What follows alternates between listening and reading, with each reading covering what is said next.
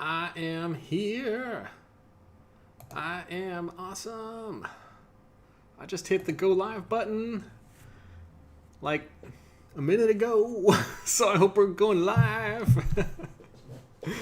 All right, good afternoon, folks. How's it going? I'm glad that everybody's here to join me. Thank you for joining me for yet another lunchtime live stream. I'm hard at work, working from home. This all started because of the coronavirus upset where everybody was ordered basically to stay at home for as long as possible. So my employer decided that everybody was going to work from home through December of 2020. Which is perfectly fine by me, I guess. I would much rather be working in an office, but we're making do with what we can. So thank you guys yet again for joining me for lunch. Today for lunch, I'm going to have myself some bacon sandwiches. Now, this bacon sandwich, folks in the UK or England might recognize what these are. I don't actually know how to pronounce the name of these sandwiches. It's B-U-T-T-Y, but apparently there's some kind of like special inflection that you're supposed to use, and I am using ketchup instead of the traditional HP sauce, so I can't technically call it whatever it is that is actually called. So we're calling these American-style bacon sandwiches, just simply bacon sandwiches. Taking a break from the sweet stuff to have something a little bit savory this afternoon.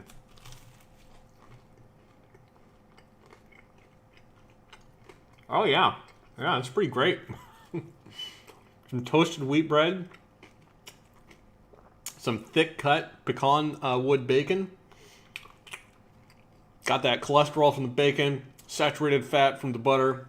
It's excellent. Everything a growing body needs.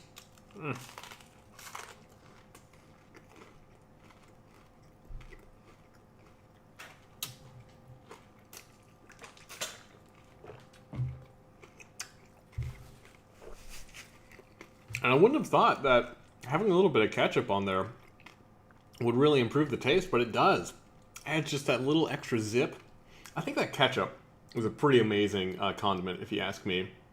It's got like this perfect combination of just a little bit of sweet, just a little bit of salt. There's a little bit of that tang from vinegar in it. A wonderful addition to just about anything you could imagine. And I think HP sauce, kind of like halfway between ketchup and barbecue sauce or something like that. So it's not too far off, but I'm still going to call them bacon sandwiches. Because like I said, there is some special way of pronouncing what the name of these sandwiches actually are. Like some kind of inflection. I just can't understand with my, tone-deaf American ears. Pretty crummy.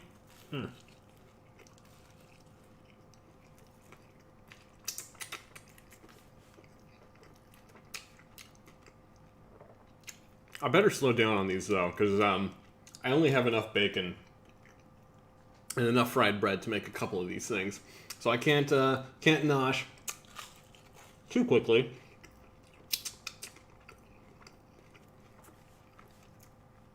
All right, well, thank you guys for joining me. I hope you're ready to strap in, enjoy another lunch, hanging out, talking about some random topic of conversation. And a couple of days ago, I watched a video, just this little kind of kitschy YouTube video about vaccines, stuff like that.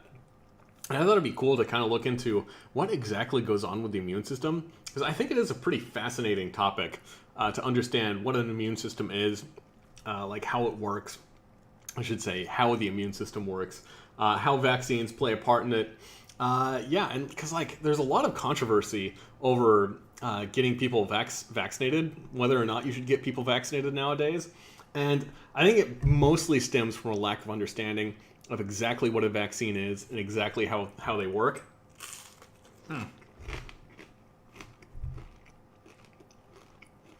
So I feel like if more people had a good grasp of how vaccines work, why they sometimes make you feel kind of crummy when you do them, when you use them, then maybe people would be a little bit less resistant to getting vaccinated. And, you know, being armed with, like, knowledge of exactly how vaccines work is a great way to, like, convince some folks who may be a little bit anti-vax, if you will.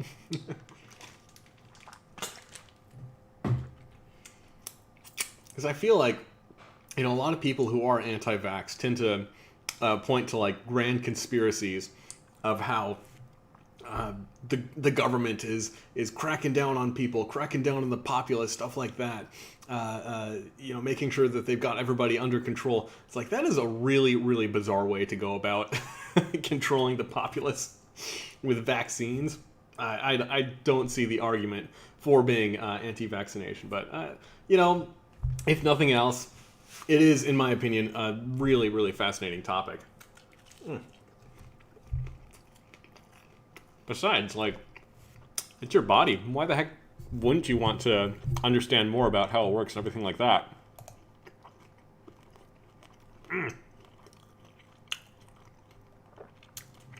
So I pulled up a couple of articles. I try to avoid the Wikipedia-style articles, like reading from Wikipedia too much, as I understand that when you look at stuff on Wikipedia, it can be a little bit dense, not super interesting.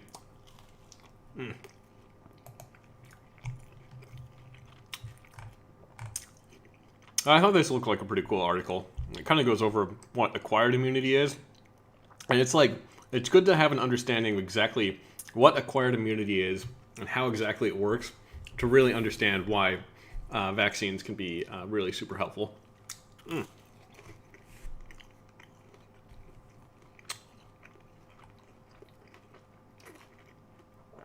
So, some cool stuff here. It says your immune system does a lot of amazing things. Thank you. Although you're born with all the cells in your immune system, it gets stronger throughout your life as you expose your body to more germs. This is called acquired immunity. So what is acquired immunity? It goes over some stuff about how you acquire immunity. Let's see, when pathogens/germs are introduced to the body from a vaccine or disease, your body learns to target those germs in the future by making new antibodies. And I mean, it definitely does make sense at an intuitive level exactly how it works. I like to think of it like the way that exercise works. You know, if you want to run a marathon, like, you can just go and try to run a marathon, but it's going to be super, super difficult, especially if you try to, like, go just totally balls deep into the deep end, try to do it all at once. And a vaccine is kind of like training your body to get ready for handling the real deal. So that'd be like training, going on progressively longer runs and etc. before a marathon, so that you're able to handle the marathon, or in this case, in the analogy, able to handle a true disease by, you know, basically training your body to handle it with these kind of like disease light things. And of course, like, just with going on a training run, it can be kind of painful. It can be kind of sucky and everything like that. Like a vaccine, sometimes it can suck. And it goes on to talk a little bit about exactly what an active immune system is. So an active immune system is basically that refers to anything where your body's like trying to fight off a disease. Man, I love that I'm seeing more of these ads, these sidebar ads about buying face masks and stuff nowadays. I'm sure I'm being targeted for this stuff basically because of all these internet searches that I do on immunity and health and stuff like that. Okay, anyway. An active immune system is a response to an infection or vaccination. This method exposes your immune system to a type of germ or pathogen. Immune cells are called T and B cells.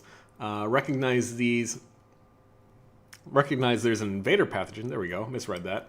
Recognize there's an invader pathogen and activate the immune system to fight it. So the next time the T and B cells encounter this specific germ, they'll recognize it and immediately activate your body and your immune system to prevent you from getting sick. Yay! So pretty simple stuff. I think the more interesting stuff, I don't actually know what a B cell is, but I know that there are lots of different types of T cells. And the way that your body actually recognizes different pathogens and stuff like that is by looking at little bits of DNA inside of the pathogen. So it recognizes like patterns, different patterns of strings of DNA, because that's basically what a virus is. It's just like this little block of DNA that kind of like floats around. It's not actually a living thing, I don't think, but then your body's able to recognize like, oh, this specific DNA pattern on this little piece of whatever it is that's floating around inside your body, it associates that with some kind of antigen, some kind of virus that it needs to fight off. Now, every now and then your body can get this wrong. Like it can see a DNA sequence that looks like it's something that's bad, that looks like it's something that it needs to fight off, when in actuality it could be something that's really harmless. It could be, this is how you develop allergies, basically. So if you eat a peanut, for example, and your body sees some of those proteins, those strings of DNA inside of the peanut, and recognizes it as something bad, then it has this overly aggressive immune response. And that's like how autoimmunity, or not autoimmunity, but allergies can occur. And if your body does recognize something that's native to itself as being an outside invader, then that's how autoimmunity can work, or can happen, I should say. Autoimmunity, I should not say that it works. It's kind of like anti-work.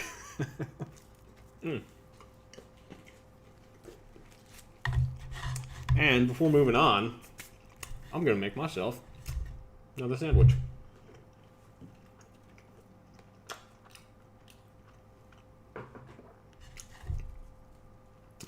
I mean, there's something super satisfying about just having fat on fat on fat. Couple of strips of bacon on a nice buttered piece of bread. Super good. I wonder how egregiously unhealthy it is. I always thought it was kind of silly that people started like calling bacon and butter and stuff like that really super healthy. It's like, maybe if you're starving, it'd be healthy to eat this kind of stuff, but it is so calorie dense. So ridiculous. Probably something I don't need to be eating myself. It is strange that if you're eating a strip of bacon, I think it was Jim Gaffigan made a joke about that, how like you're eating something really unhealthy when the healthier option is to eat a donut.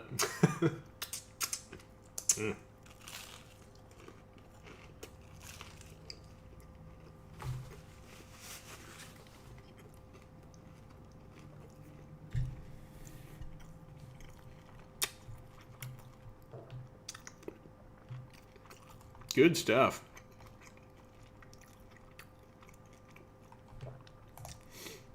Let me see. So, the next bit, I know a little bit about T cells. I'm not don't have a lot of in-depth knowledge about T cells, but I do know that they're important in the immune response. There's something about B cells in there. Again, like I said, I don't know anything about B cells. I've never read up on those, haven't heard of them.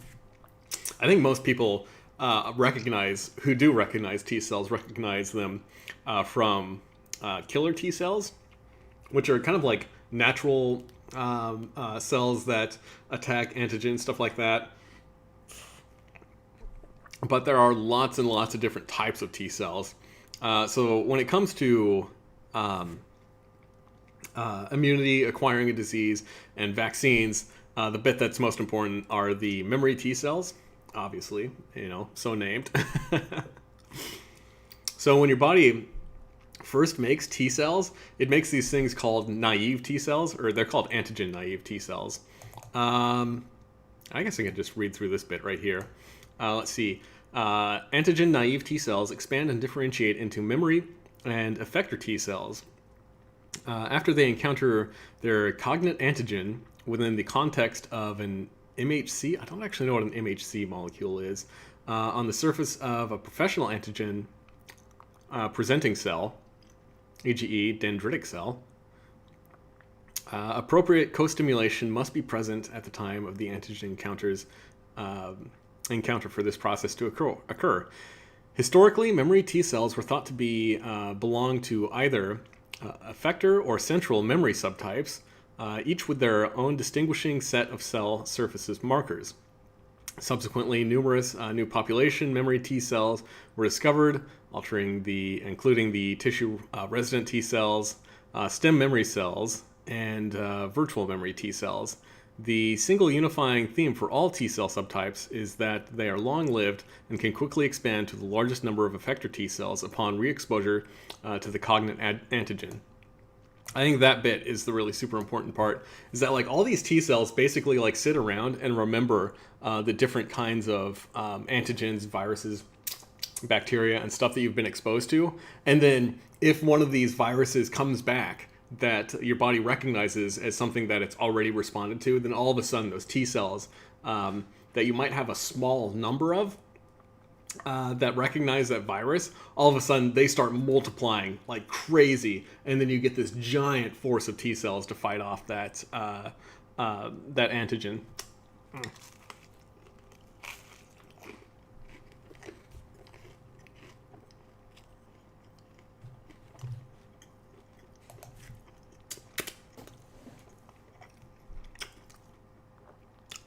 So,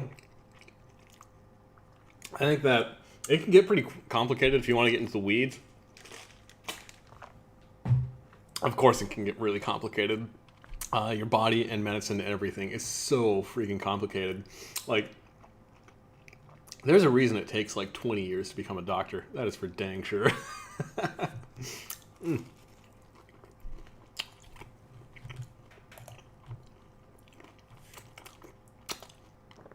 So basically, your body has these T cells that are like blank slates.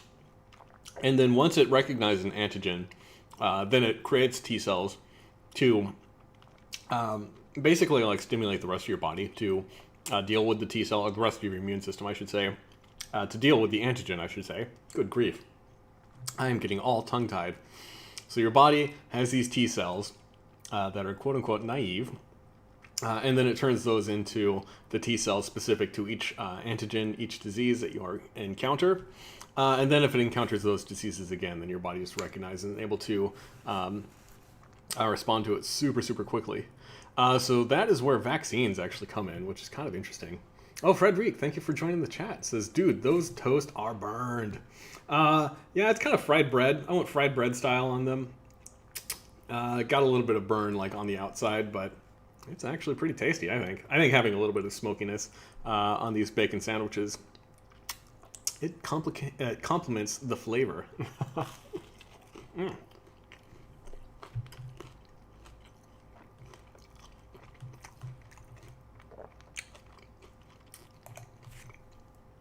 So once again, unfortunately, Wikipedia ended up being the best source for like understanding exactly what a vaccine is.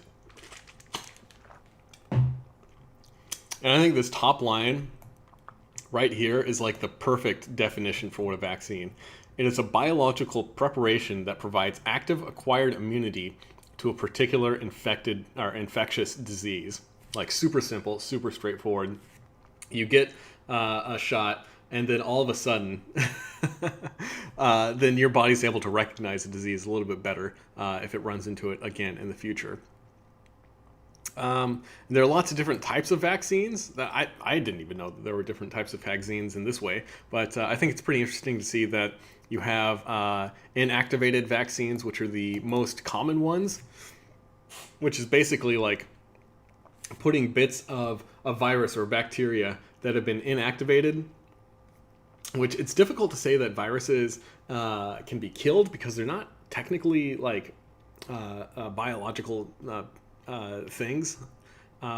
So I think to say that you're killing a virus is like a little bit of a misnomer. That's why they say it's inactivated instead of killed or something like that. So let's see. Some vaccines are inactivated but previously virulent microorganisms that have been destroyed by chemicals, heat, or radiation. Examples include the polio vaccine, hepatitis A vaccine, rabies vaccine, and some influenza vaccines. Ooh, pardon me. Attenuated vaccines, which is, I think an attenuated vaccine is basically like introducing a really, really small bit of the virus or bacteria into your body. So it's like not enough to cause a disease, hopefully, if you have a good enough immune system, if you're healthy enough. But it is enough so that your body's able to like recognize and create those memory T cells. Toxoid, basically a vaccine for stuff that's not a virus or a bacteria. So that'd be like a toxin or a poison or something like that. Some pretty cool stuff. Let's see, is there anything in this article about like the actual process of exactly how it works? Delivery systems, diva vaccines, veterinary medicine, etc., delivery systems. That'd be kind of interesting. I didn't actually look at any of that. Anyway, I guess I can riff on the rest of this. Frederick says, I gotta try those bacon sandwiches one of those days. Yeah, I am really digging the bacon and ketchup. I've never had that good grief, that combination before. And yeah, it's a lot better than I thought it would be. Young Jim, thank you for thank you for joining the chat. Says, I am shielding because I have cystic fibrosis. I don't think people like me will be safe until there is a vaccine. That's probably a good idea. I think that most folks who are immunocompromised, it's something like 95% of people who are found to have been killed by the coronavirus, COVID-19, have some kind of pre-existing condition. So like if you have a pre-existing condition, especially metabolic diseases, it seems like a ton of people who are succumbing to COVID-19 have had metabolic diseases like diabetes. But I totally understand that. Like if you have a compromised immune system, yeah, it's no bueno.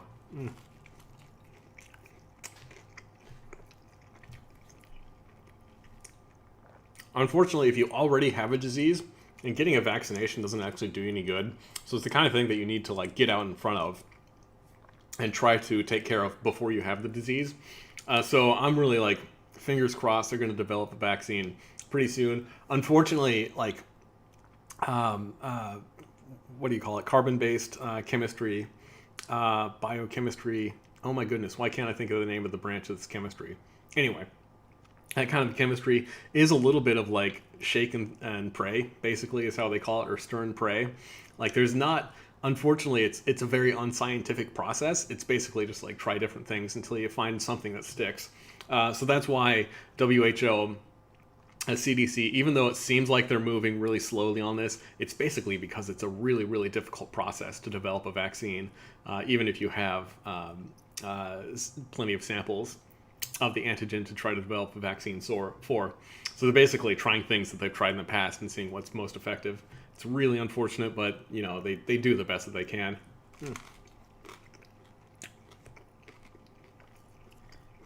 Now, one thing about vaccines is that some people do have adverse reactions. And I feel like that's the main gripe that a lot of people have that motivates a lot of anti-vaxxers, which is, it's awful. It's ridiculous. I mean, people just don't understand how your immune system works. You know, if you get a headache, if you get a fever, if you get a rash, if you get inflammation and swelling, all those different things, those are not caused by diseases or, you know, they're not directly caused by diseases or bacterial infections. Those are immune system responses to a disease being in your body. So if you get a vaccine and then you get a fever, it's basically like your body is trying to like practice, or it's basically like your body thinks that it's getting a disease, so it gives you that immune response. So when you do get a fever, when you do get a little bit of inflammation, that's your immune system like ramping up. That's not a vaccine hurting you or causing any damage to you. Pardon me. Good grief.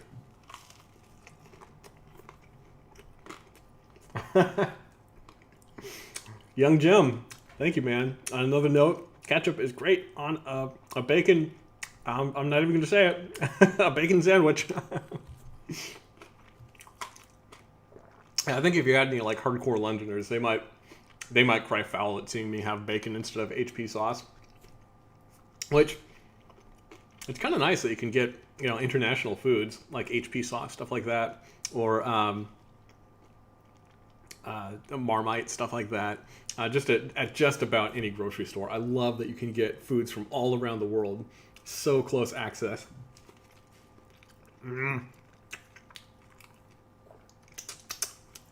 Well, that was 4 pieces of wheat bread, 6 pieces of bacon, maybe 2 tablespoons of ketchup, and about 2 tablespoons of butter. I'd try to estimate the calories, but I don't know. I don't know how many calories were in bacon. It's mostly pork fat, so it's got to be lots. Frederic, you're asking about the big trophy on top of my fireplace. That is the trophy for the Nathan's Famous Hot Dog Eating Contest qualifier that I did last summer. So yeah, that's where it sits. It's a little bit blurry because my camera doesn't have autofocus. I guess I could grab it.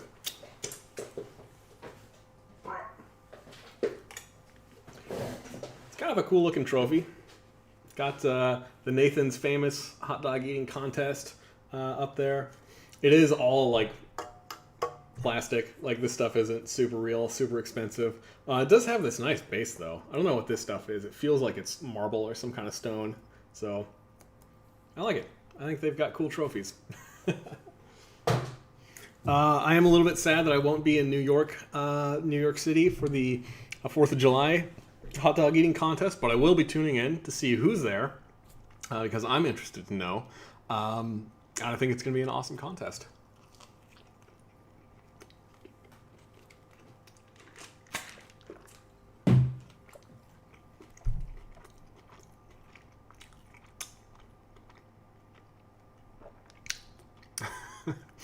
So guys, if you know of anybody who doesn't like vaccines, let them know that, like, vaccines are not the kind of thing that you really should like. They're kind of unpleasant. Like, they suck. It sucks to get something stuck in your arm. And if you have an adverse reaction, it doubly sucks to have an adverse reaction to a vaccine. But if you do have an adverse reaction to a vaccine, there's a good chance that if you did get that disease before you got the vaccine, that the your immune system response to getting the actual disease itself instead of the vaccine would have been like an order of magnitude worse. So I did have an adverse reaction to a vaccine that I got a couple of months ago. I think it was the annual flu shot, actually, that I got last fall. And it sucked. Like, I can't remember if I took a day off of work for it. I got a little bit of a fever, just felt really crummy and run down for a couple of days. But I'm still totally glad that I went and got it, because it just means that my body wasn't up to the task for to fight the influenza virus as it was. All right, guys. I mean, like I said before, it's a lot like training for a marathon.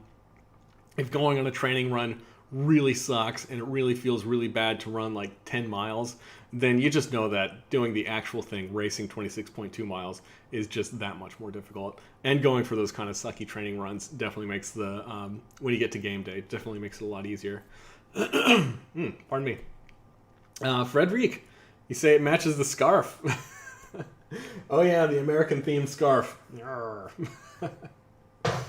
Yeah, this is my,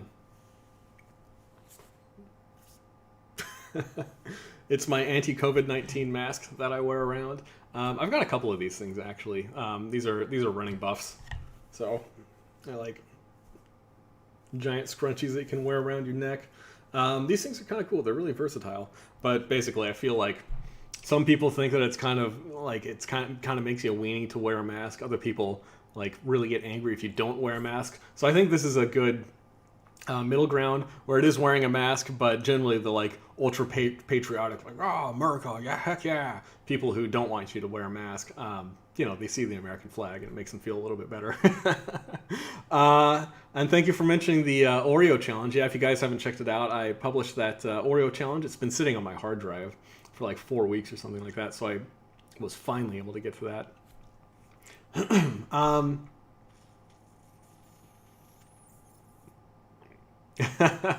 And you say, knowing your capacity, you probably would have done even more if they were in a cereal bowl and PB flavored. Yeah, probably.